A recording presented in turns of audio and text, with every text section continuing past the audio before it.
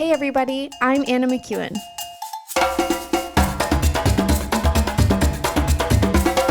And now for Bob Switzer with the epic narrative.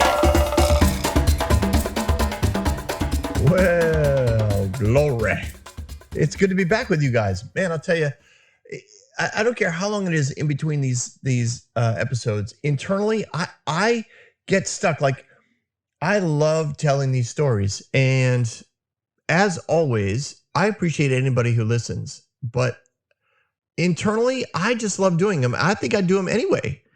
It's just awesome. And I've come to understand why when podcasters say, I appreciate your support, they're not really, well, some probably are talking about your financial support, but really what it is when you know, like in my case, like 75 or 100 people are listening, like you feel supported in that. I don't know, it feels good. You guys made me feel good. Thanks for being here. We're in this part of the story is a chapter in Genesis. We're in Genesis 38, in which Joseph doesn't even appear in the story, but it's important because of what happens to Judah. Now, Judah, if you remember, in the past few episodes, right? Judah had in his mind, he was the one who, that's not going to work. We'll go to Reuben. Okay, Reuben, remember, he was trying to get his place back as firstborn, right? He had lost that when he tried to manipulate his father to sleeping with Leah after Rachel had died, and he just was kind of put off to the side. And his plan was to go back to the well and drag Joseph out and bring him to his father. In other words, in a way to elevate himself back into the family firstborn role. Judah, on the other hand, he didn't want to kill Joseph either and was actually looking for a way to rescue Judah. So his plan was sell him to the slave. Well, they probably weren't slave traders. They were probably spice traders. But he was like, sell him into the caravan. Probably in all actuality, the thought was, we'll make dad think he's dead.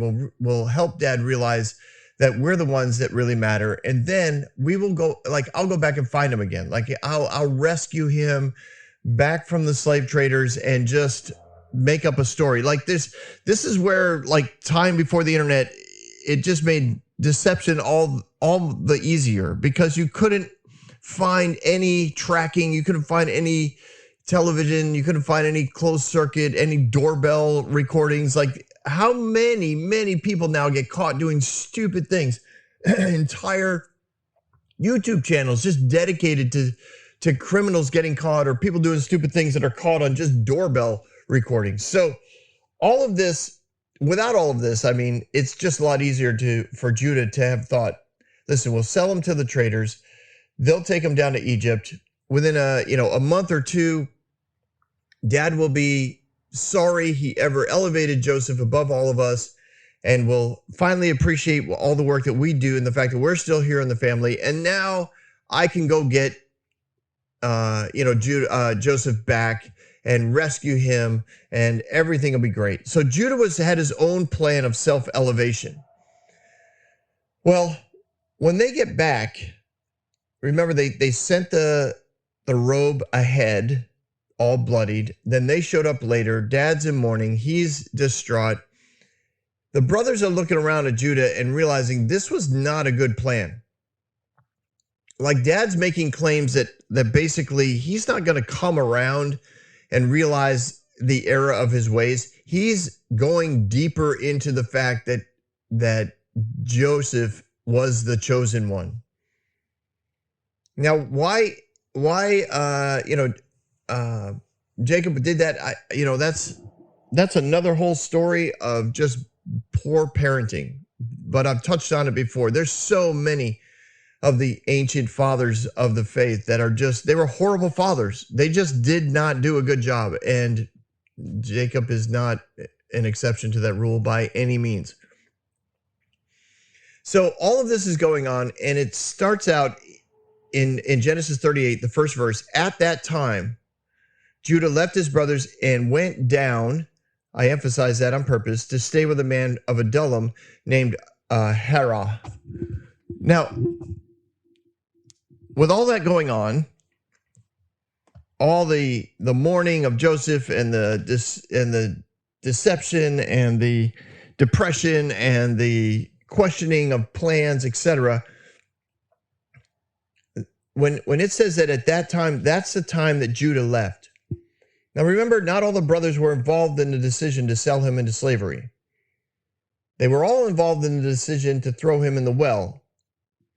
But remember, Reuben wasn't a part of the decision, and there were probably a number of other brothers that were not around when they pulled him out of the well and sold him into slavery. Judah had taken a leadership role. So when they all show up and dad is like freaking out and not responding well to the whole deal, as well as Judah was planning, Judah had lost credibility amongst his brothers. The brothers blamed Judah for Jacob's grief and for the depression.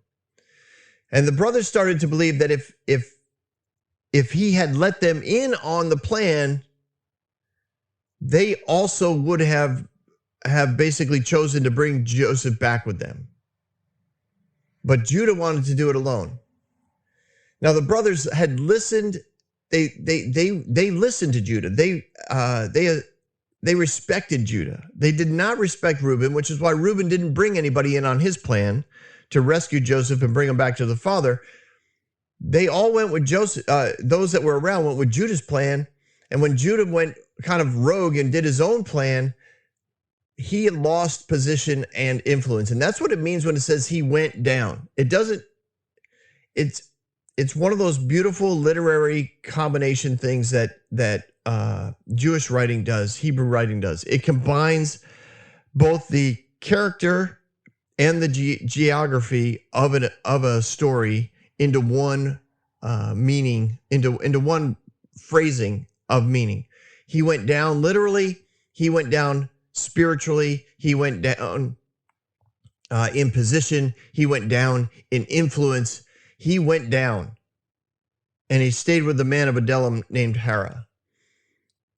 Just so you know, and I'll try and bring this up again, but this chapter is gonna cover about 20 years of life, which is not unusual for a Bible chapter to do. It covers usually a lot of time.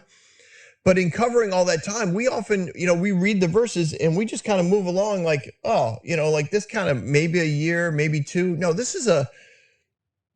when it says he left his brothers and went down to stay with the man from Adullam down in Canaan, it's a big deal. It's not a little thing like, I'm just going to go spend a few years somewhere else, take all of my possessions, take all of my flocks, all of my servants, all of my money, and I'm going to kind of, pack it up in the RV and take it down to Adullam for a little while. No, like this, he went down when it says he left his brothers, like there was the concept of he may never come back. He left with an idea that he may never return. And this is significant when you're reading the story, because if you just think it's a couple year thing, you think, yeah, they might have been a little mad or whatever, but everybody's going to get together in the end. No, like he left, he had lost his position with the brothers, and he lost his role in the family. That's why he went down. And he lost those roles because of the choice he made to sell Joseph into slavery instead of leaving him in the well, which is what they had all agreed to do. And again, why did they agree to do that? Because it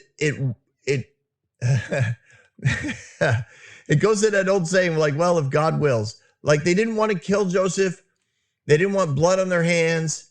But if they put him in a position where only God could rescue him, then if he dies, it's not their fault. And that's just a general feeling that still exists today in the Middle East. There's still this idea that if, usually it's Allah, but it's that whole concept of we will throw you in the fire pit if you survive. Well, then I guess you're God's chosen. But if you don't, that's not on us. You had sin in your life. You have evil in your life, and the gods have chosen to destroy you for it. It's that mindset that goes into throwing Joseph in the well. It's the idea that we'll throw him in the well, and we'll just see we'll see what God's plans are for Joseph. So Judah looks at that and he's like, okay, I have a plan. I don't think God wants us to kill him. He gets a couple brothers on his side. They go with the plan. They pull him out. The other brothers find out about it later. They send the robe away. They come in. Dad's like completely in a tailspin. And once again, they're like, wait a minute, Judah, this was a very bad idea. So much so, there was so much aggravation over what Judah did that he had to leave the family. This is what we're talking about. He left and he went down on many levels. And then it says in verse 2, Judah met the daughter of a Canaanite man named Shua. He married her and made love to her. This is again one of those verses that takes more than 30 seconds to occur. The idea of meeting a Canaanite man means that he was a prominent man, probably somebody who was very wealthy, had a ton of trade. Judah probably was making a market arrangement with him, a covenant arrangement with him to increase trade and to increase each other's wealth. This was not a flippant like, woohoo, she's cute, I think I'll marry her. It's not a country song. This is the way things were done, and in some cases still done to this day. You marry because of position and what it will do for you and your family. So he was a wealthy single man who was kind of disenfranchised from his family, and he met another wealthy man and was like, all right, this is good. He's got a daughter. I can double down on this. I mean, this is the way it works. So he marries her, and then, like, good grief, literally we cover probably 15 years of life in the next few verses. She became pregnant, gave birth to a son named She conceived again, gave birth to a son named Onan. She gave birth to another son named Shelah, who it was at Kezib that she gave birth to him.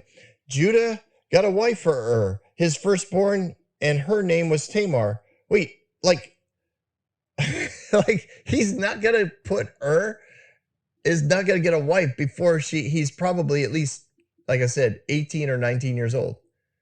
So we just crushed like 20 plus years. Keep that in mind. I know I'm such a stickler of time, aren't I? I do that all the time. I just am. I've always been internally wired for time. I remember even as I tell you this because those of you that listen, this is a very exclusive group, so I can let you know.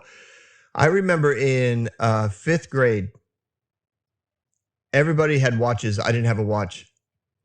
I was convinced in 5th grade that my brain was the best clock in the universe. And I started to confidently, when people said what time it was, what time is it? I would confidently tell them what time it was I didn't have a watch, and I wouldn't look at a clock. And I started to realize, within days, I could be within 1 or 2 minutes of the actual time that was on the clock, and people would freak out. People, my people, the 5th graders that I was around. I was impressed. It was uncanny. To this day, I still am confident when people ask me what time it is. I'm pretty confident as to what time it is without looking at a watch or a clock. But especially when it comes to how much time it takes people to move around or how much time it takes to get something accomplished, I'm amazed at how good I am. And I don't say that to brag. I think anybody can be. I just have this wiring that goes for it and figures it out and can tell just by walking around. I think I mentioned it before. Like if I go to a wedding or to a conference, especially conferences, and I look at the schedule, I know immediately what's not going to work. And I think, who made this schedule? You can't get that many people from this place to that place in that amount of time. Like nobody can do that. And I'm 100% right every single time. And I often think, who's doing this? Who's not paying attention? But it's just the way I'm wired. So when I read these verses, I just see time and time and time and time and time and time and time and time and time and time and time. And it's literally years, probably 20 years of life has now been expelled or covered in these verses. All right, so verse 7, but Judah's firstborn, was wicked in the sight of the Lord, so the Lord put him to death. What? Oh my gosh, what are we talking about that? Wicked. What does that mean? It means he was just a generally bad dude. That's what it means. Now, some say it's because he, like his next brother, right? He was doing this. There was twisted sexual activity. That could be. I don't know. Wicked covers everything. Just a general wicked, bad dude, especially the treatment of others. And then it says, so God killed him. No, sin kills people. This guy was involved in wickedness. Wickedness opens the door to death. Death is what kills people, not God. I know that's a radical concept for a lot of you because you just think, well, God kills all the sinners. No, sin causes death, not God. For the wages of sin is death, not God. That was true in the Old Testament. It's true in the New Testament. So don't try and twist the two together. Like, well, this is the God. And I know I've been over this. Don't twist the God quote of the Old Testament. Be like, and God and Jesus is different. No, Jesus and God are the same. Jesus didn't kill people. God doesn't kill people. Wickedness kills people. Sin kills people. That's what killed So Judah says to Onan. Now, I don't know how much time is between years are between and Onan, but I'm guessing it's probably about 5. So he goes to Onan and he says, sleep with your brother's wife and fulfill your duty to her as a brother-in-law to raise up an offspring for your brother. Now, this is, again, a culturally normal behavior. It was a brother's job to produce an heir for his brother if he died without any heirs after he was married. So Judah goes to Onan and says, all right, your brother didn't have any children. You need to father children for your brother's namesake. Now, it didn't mean that all the children would belong to his brother. It just meant the firstborn son would carry on the name of his brother, and then he could have children of his own with this woman. But he was also wicked, right? Verse 9, but Onan knew that the child would not be his. So whenever he slept with his brother's wife, he spilled his seed on the ground to keep from providing offspring for his brother. Now, some people think that's what Er was doing as well. I don't think so, just because of the general concept of wickedness. But if that's what you want to go with, that's fine with me. Go for it. But definitely Onan was also wicked and selfish. And because he knew that the firstborn son wouldn't be his, he was like, fine, then we're not having children. I mean, honestly, this is just so unloving because it's so rude. So in essence, honestly, this is a form of rape and abuse.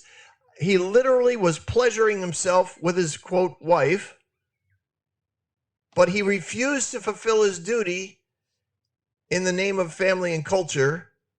This is like the selfishness of this speaks to the wickedness of Onan. That's just it. Selfish, arrogant, rude, unkind, abusive, manipulative, and it probably speaks to the character of his father, Judah, who I do know in the Hebrew text, they literally bend over backwards. Oh, it's so tragic the way that they try to make Judah and all these brothers seem like everything was fine with them, that they're almost Messiah-like in their behavior. You don't get sons like this if you're a Messiah-like in your behavior. Just the way it goes. All right. So, verse 10, what he did was wicked in the Lord's sight, so the Lord put him to death. Also, So back to the same thing. God doesn't put people to death. Sin puts people to death. The wickedness of Onan is what put Onan to death. That's what happened. We get a picture of his wickedness, i.e. selfishness and arrogance and unkindness and cruelty, by the way that he would, in essence, do that to his wife. I don't know who's listening to this. So if you have a child, I bleeped myself there to you can explain it however you'd like with the chillins that might be listening. All right. So now we go to verse 11. Oh,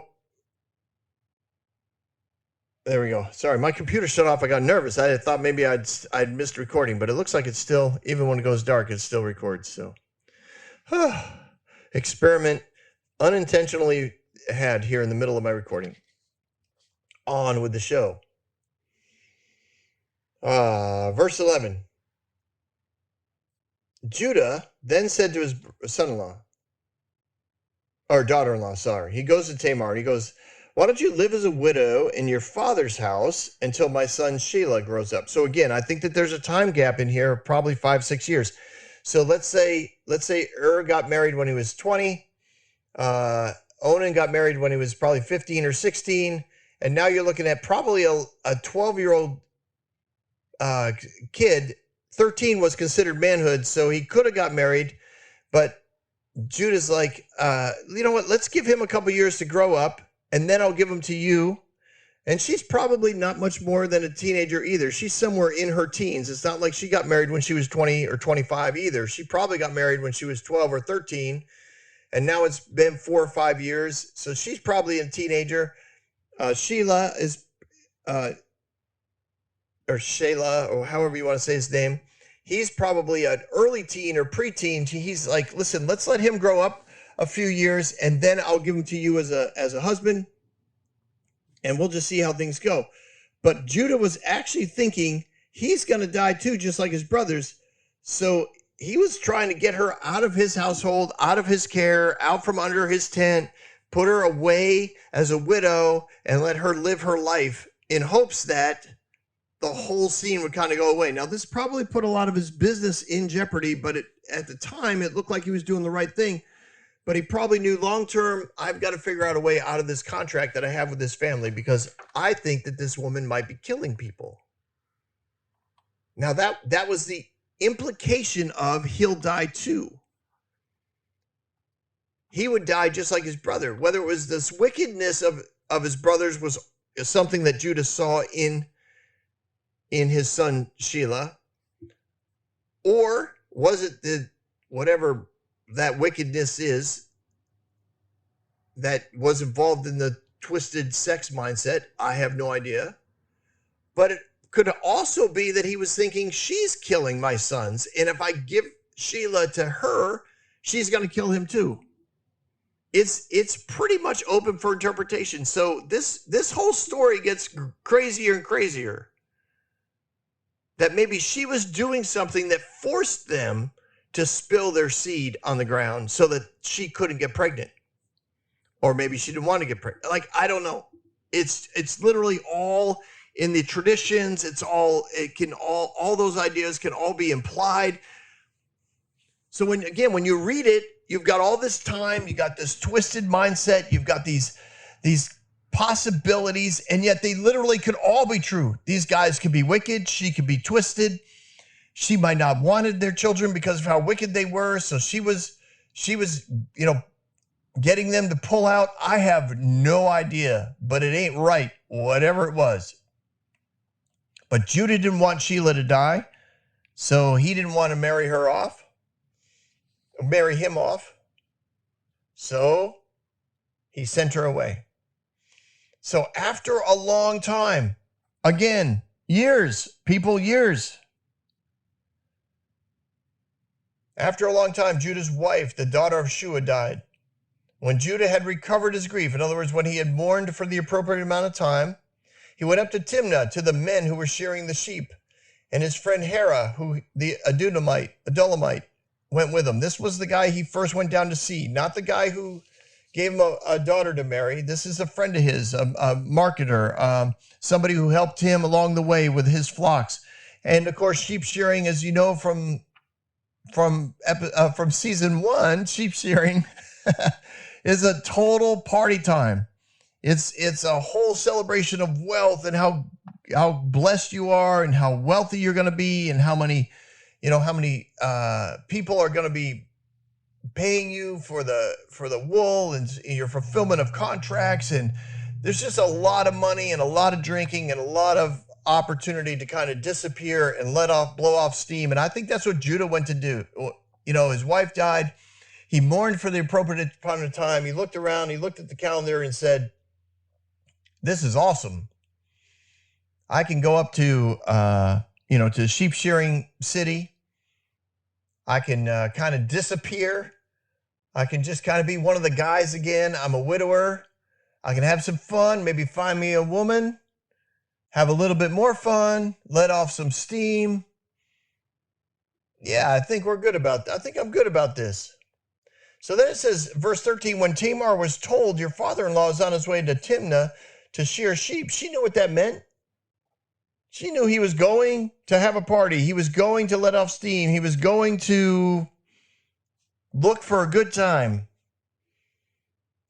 So she had a little plan of her own, which again speaks to her own connivingness, which I'm sure was not a new part of her character. It probably was true from the moment she got married. So she hears about the trip, which means she had friends and contacts within the household of Judah. This was not a happenstance. There were people that were keeping an eye on the fact they liked her. They wanted her to succeed. They wanted her to have a husband. They wanted her to have a child so that she wouldn't be a widow the rest of her life. And so they were keeping an eye on the fact that Shelah had grown to a point where he could be married and he hadn't been. And so they let her know, and they let her know that, hey, your father-in-law is going up to party at Timnah.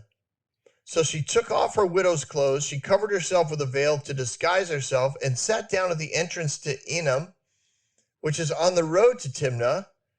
For she saw that though Shelah had now grown up, she had not been given to him as a wife. So she went to disguise herself. She's on the way, not quite in the city, just outside the city, something a little more subtle, something that she knows if Judah's looking to kind of disappear, he's not going to be wanting to be in the middle of the party. He knows better. People know him. But if he wants to sleep with a prostitute, he's going to pick somebody who's probably clean, somebody who's considered pure, which would be a temple prostitute. So she dressed appropriately for the role. And she knew at the time that the youngest son had been kept from her. So she comes up with this plan. She dresses appropriately. She sits where she knows Judah will be going by, and she probably knows the things that he likes because she knew his first two sons, and she behaves appropriately and captures his attention.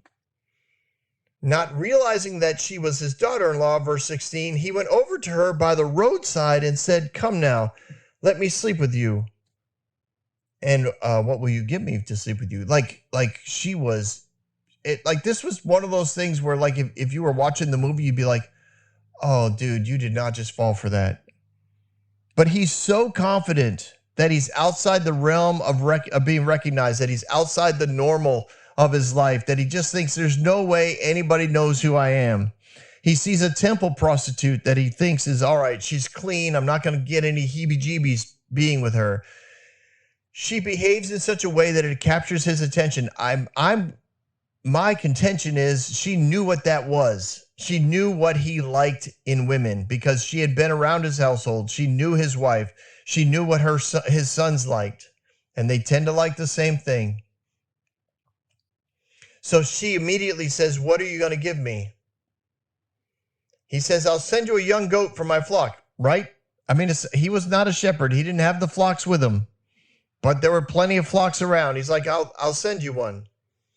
She said, all right, that's worth it, which is bizarre to me, but we can get into that on a personal level if you want, but that's what a good ride, I guess, was worth. She said, but I want some surety that I'm going to get the goat. So what will you give me between now and when the goat arrives? He's like, I don't know. What do you want? She said, I would like your seal and its cord and the staff in your hand. Now, the staff would have been one that he had on a regular basis, and the cord and the seal probably was something that he wore either around his neck or around his waist. This is the way that he would seal documents. So he knew that if I give this to her, everyone knows this is my seal. Everyone knows it's me. So I'm definitely going to send the goat because I don't want this being floating around the other prostitutes at the temple. So he's like, all right. And off they went. It's like just like that. Just bing, bang, boom. I'll pledge it to you. So he gave them to her and he slept with her and she became pregnant by him. I mean, it's just, it just seems like this happened so quickly, but it did. It probably happened in a matter of a few hours. He felt whatever, great. I don't know. I'm guessing she stayed veiled the whole time, which may be one of those things that temple prostitutes did, because in temple prostitution, you were in theory interacting with the gods. So the woman would often wear veils or sheets over her, and you were in theory supposed to, whatever, imagine celestial activity for celestial sex. I'll just say it. Anyways, enough about celestial temple prostitutes. So after she left, she took off her veil and put on her widowed clothes again and disappeared, right? Meanwhile, Judah sent the young goat with his friends. So all the sheep shearing thing is done, all the drinking's done, all the partying is done. Everybody's happy. Everybody goes back to their thing. It's been, probably at least a week or two. He finally gets home. It's probably now been 3 weeks. So he sends his friend, who was part of the whole deal and knew that he had slept with this prostitute. He's like, can you bring the prostitute the goat? I need my cord back. I need my seal back. I need my staff back. People are going to start to wonder, why I don't have these things. And I don't want to tell them that I lost them. And I definitely don't want her showing up in some city with my seal and start making contracts that I don't want to make. So Adullam goes up to find this, right? He can't find the woman. He can't find her anywhere. So he asked the men who lived around there. He's like, hey, where is the prostitute that works for the shrine, the temple prostitute that sits by the road of Enam? And they were like, oh, man, there's no prostitute here. Like, and again, the phrasing there means like there's never been one. She's not here, and there's never been a temple prostitute here. So now Adullam's like, wait a minute. That's bizarre, because he can't say this out loud, but it's like in his mind, this is a big deal. So he goes back to Judah and he tells him all this, and he's like, okay, fine. Then let her keep what she has, or I will become a laughingstock. After all, I did send the goat like I was supposed to, but we couldn't find her. So in his mind, he's still cued into the fact that this was a con job. He's like, she was a prostitute. I know a prostitute when I see one and when I've been with one, and she knew what a prostitute was supposed to do. So all that happened. And now she has my cord and my seal, but you know what? That's fine. Let her keep it. Because if I start tracking her down, I'm the one that's going to look foolish, because everybody's going to be laughing at the fact that Judah is now trompsing around the city or trompsing around the countryside with a private investigator or whatever, looking for a temple prostitute that nobody had ever seen or heard from ever before in that area. So he clearly got conned, and he's like, fine, let her have it. So all that goes on, right? He dismisses it. He moves on. Verse 24, 3 months later, again, this chapter takes up so much time. Judah is told, your daughter-in-law Tamar is guilty of prostitution, and as a result, she is now pregnant. Wow. 3 months, she's starting to show, right? Theoretically, she's a widow. She's living at her father's house. So now he has the solution to the problem that he's been trying to avoid, marrying his son off to her, because he doesn't know if she's killing him or if they're dying because of who they are, like whatever, he just doesn't want him to die. It's the last son he's got. So he immediately sentenced her to death. Now, why can he sentence her to death and not her father? Because technically she belongs to him, even though she's living with her father. She's still under his authority because he's the father-in-law. She was married into his family. Not contract. The covenant between the families is that she belongs to him. So he immediately sentenced her to death. Problem solved. Everything's good. So as she is being brought out, so she's gonna die. She sends a message. She's like, all right, I understand. I'm being accused of being a prostitute. This stuff belongs to the man that I slept with. Please send it to Judah and see if he recognizes it. She doesn't even call him out or accuse him. She asks the question. She says, bring this to him and see if he recognizes who it belongs to. So they grab it, they run it over to him, and Judah recognizes it. I mean, you can kind of picture it. And it says that he said to them, Judah recognizes those things, and he said, she is more righteous than I, since I wouldn't give her to my son Shelah, and he did not sleep with her again.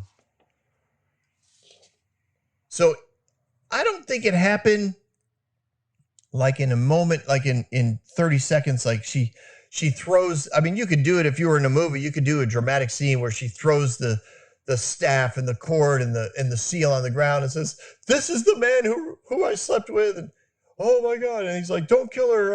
I'm gonna marry her. I'll take care of the child. Like, you could do that, but it didn't. There was time in here. They were going to kill her. She made this, not accusation, but asked this question. And by culture, they would have said, well, she deserves that. So they bring it to her father-in-law. He recognizes it. And he's like, wow. All right. This is my fault. And I'm sure everybody's like, what? Yeah, it's my fault. I did that. And she's doing the right thing. I slept with her. I gave her my cord, my seal, because I wouldn't give her my son to sleep with and to be married to. So his deception is exposed. It says when time came for her to give birth, there were twin boys, which, can I just say, these few verses, like, these sound like a absolutely horrible birthing process, right? So he when he realizes what happened, it says basically he took care of her the rest of her life. Like, he did the right thing for her the rest of the way. So she gives birth. It says that the first one came out and she had twins, which doesn't sound comfortable to me to begin with. The first one comes out hand first. So the hand comes out and the midwife ties a little red cord around it so that she knows who the first one is, so that you can tell them apart, because no one knows if they're identical or not, right? Then it says he draws his hand back in, which to me sounds horrific. And then the other one comes out first, which means the two of them were in the canal at the same time. Like this, they had to be jostling. One of them shoves his hand all the way out and then pulls it all the way back in. And then the other one, I'm sorry, I've been at many births, for family, four of my own and several of my daughter-in-laws. And oh my gosh, none of it looks comfortable. This whole scene sounds horrific to me.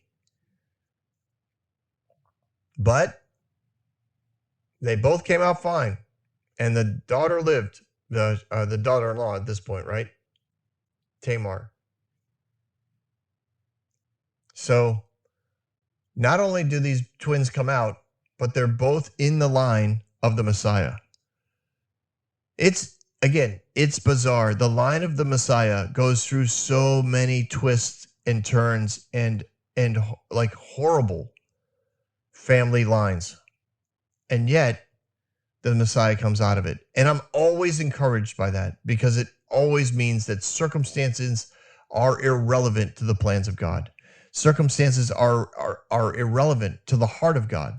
He's always about redemption. He's always about resurrection. He's always about renewal.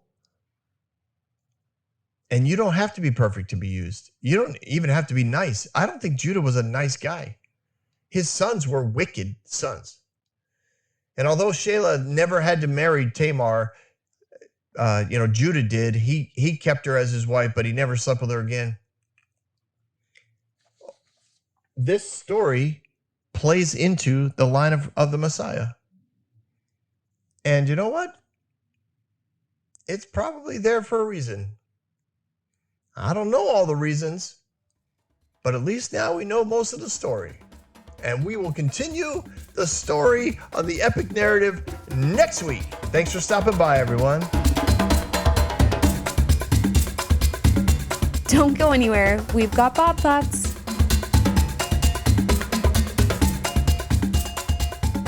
All right, ladies and gentlemen, welcome back to my thoughts. Have you ever had a part of your life that you kind of wish you could have, I don't know, maybe erased? I know in today's culture, people can do that through the internet and stuff. They can go through and they can erase things that they've said or done, even though because of the internet, you actually can't ultimately do that. But I know of preachers that kind of have grown up online, and this one particular guy I'm thinking of, he's actually an amazing theologian, but there was things he did as a 20-year-old, we'll call him exuberant, passionate young man, that he has scrubbed from the internet. Now, they were radical, kind of crazy, thoughts on theology, but the bottom line is he did them, right? And he gathered a following, and people followed him his whole life. But if you go back and try and find those things, they're not there. And if you meet him live, and I have, and you bring him up, he don't want to talk about it. I don't blame him. I really don't. I just thought when I look at this story of Judah, here it is, kind of a one-off chapter in the Bible, and he doesn't come off looking all that great. As a matter of fact, you could definitely say he comes off looking bad. And the fact that it's included in we'll call it the eternal record of the Bible, is fascinating to me, because I'm guessing there's things in his life that he would have wished that you remembered more than what covered over the last 40 minutes. I'm sure he would prefer you not remembering that the behavior of his sons, or the fact that he went down so far from his life as a leader in his family. There's just a lot about the story that I think he probably wishes we didn't know that. But quote, God wanted us to know. Why? Why? Well, I don't know I really don't know all the reasons, but it's one of those opportunities to be really curious about Scripture. Like, why would God put it in there? Now, some would say because he wants, to teach us a lesson, or he wants us to to not be like that. And there's some, I get that. You're right. There's some things that the Lord shows us about the 12 leaders of the 12 tribes of Israel that he's like, hey, I don't want you to be like this. But also he didn't hide it from us.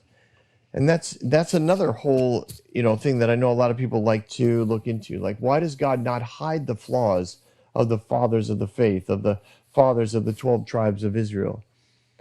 They weren't all angels, despite, like I said, some of the literary gymnastics that oral tradition will have you believe, at least from the Jewish perspective. These guys are all angels, and every bad thing they did was in adherence to God.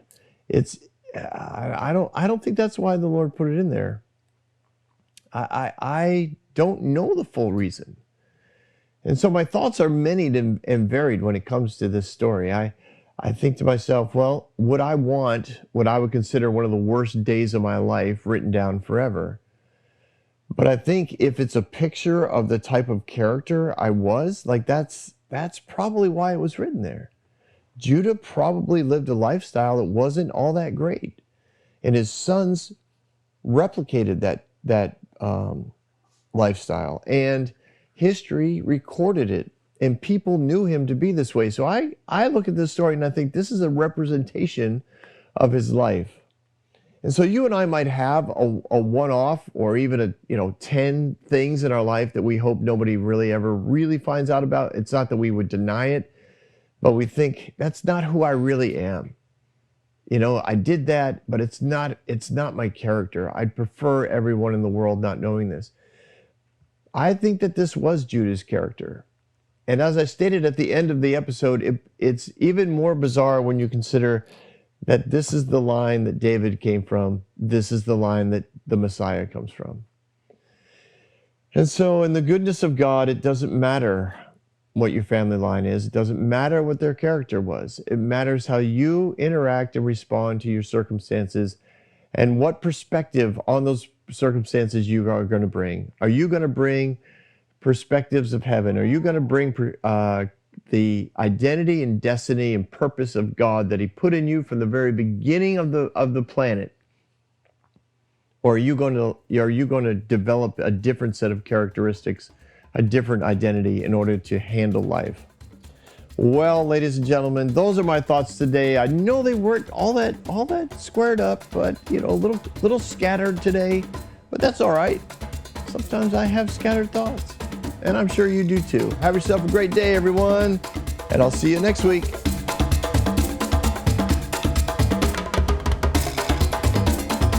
Hey everyone, thanks for listening. If you like what you heard, you can subscribe to this podcast on any platform you use.